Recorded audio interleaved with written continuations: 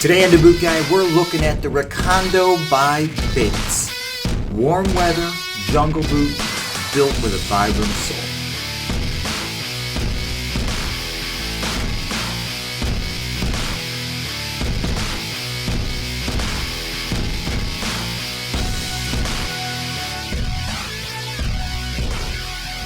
So for purposes of this video, I stuffed this boot just so it holds some shape and has some form, just so it doesn't look like a floppy mess. When the boot is not stuffed, this is what it looks like. It's very lightweight, it's very, very pliable. And the reason being is because of the materials used to build it. So I had a really hard time thinking where I was gonna start with this boot.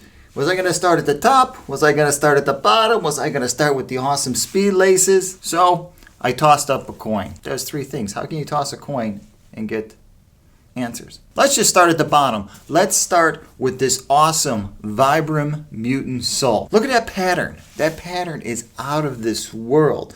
That is traction. That is mobility. That is lateral movement. That is forward torque. It is all there built into this pattern. And you might recognize this pattern from a few other baits and maybe even a few other shoes that are on the market that use this exact Vibram type pattern. So how did they come about this? Well, this is a dual density sole. This is a skin that is applied to a polyurethane inside. Now the outside is Vibram, it's rubber. Inside that rubber is injected polyurethane. So it's going to be softer, more bouncier, and super durable. Now the upper is this beautiful mix of pigskin and nylon. The nylon that you see is Cordura. It's 500 denier. So it's a lot lighter weight than what you normally see in tactical boots today. Most of the time they use 1,000 denier or they use 1250 ballistic nylon.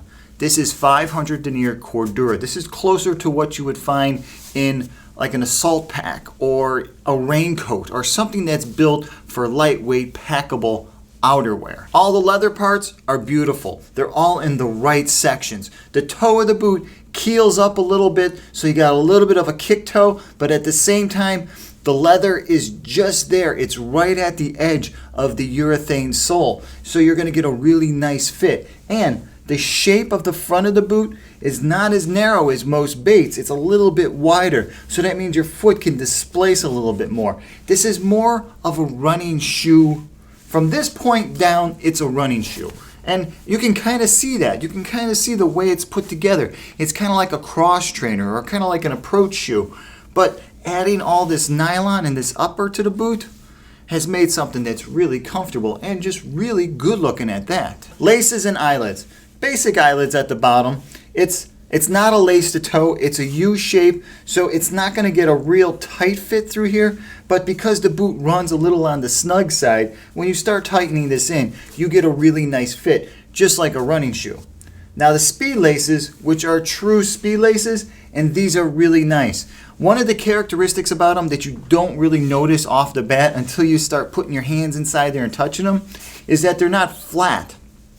They're actually on a little angle that goes away from the foot. So as you tighten them down, they don't dig in. They kind of stay away. They splay out, which is a really nice touch from Bates. You can tell that the engineering team at Bates was thinking when they put these 6 little pieces into this boot. So at the top of the boot, they used a piece of nylon webbing, and this is great nylon webbing.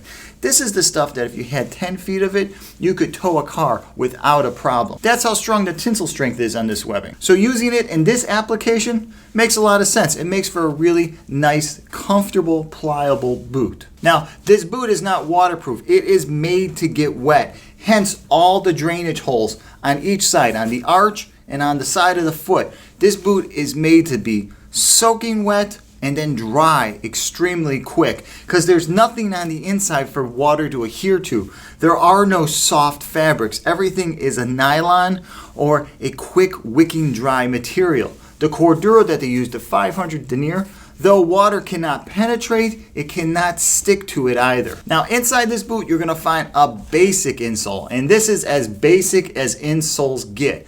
But like I've mentioned before on the Bates boots, insoles really aren't all that important. Though this is a really good piece of urethane, it's not dressed up and painted up just to make it look good. It's just a basic insole. But inside the boot, you're going to find a piece of Poron that is added to the midsole. And Poron, very durable, very friendly to a lot of jumping and moving, and you get a really good soft boot. My favorite part about the Recondo is the way it's constructed.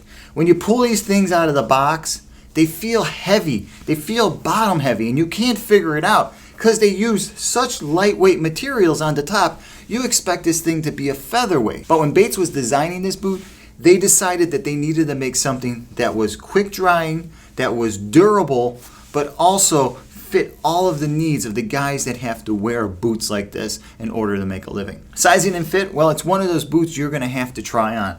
And if you come from wearing tactical boots, whatever size you're wearing, because tactical and military type boots, they all pretty much run the same size scale. It almost seems like they all use the same last to work from.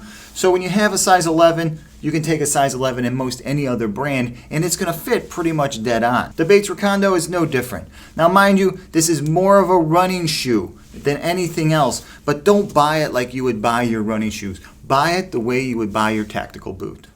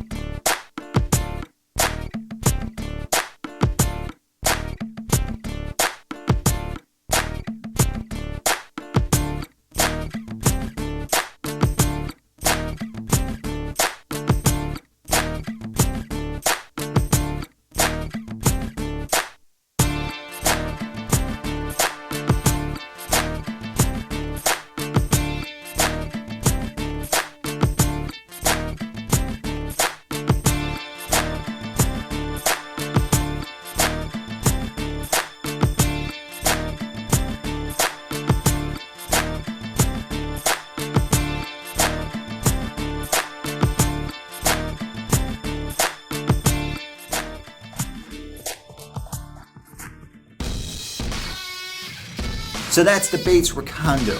Lightweight, quick drying, jungle boot, beautiful. Hey, if you've worn the Bates Recondo, please comment below. Let guys know what you think of the sole and the upper combo. Is it as comfortable as people say?